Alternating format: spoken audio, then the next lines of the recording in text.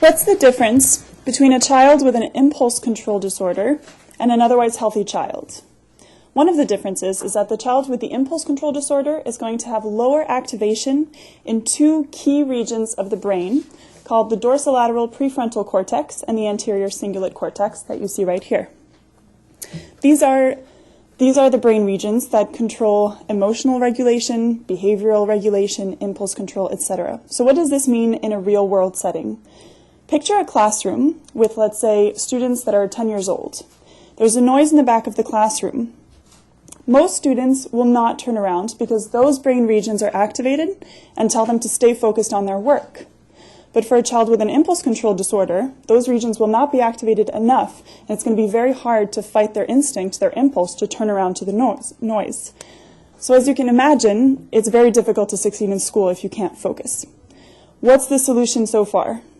Medication, right? There are a lot of problems with that. First, it's very controversial because of all the side effects. Second, we're not totally sure we want to be giving kids medications because their brains are in the middle of developing. And then third, there's even debate on whether or not these medications work. So obviously, you would understand the parents are very hesitant to give their children these medications. So we need a safer solution, and that's what I'm doing.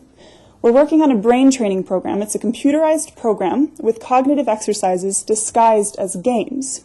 It's just like when you go to the gym, if you want to work your biceps, you're going to take some weights, do a specific movement, and it's working the specific bicep muscle.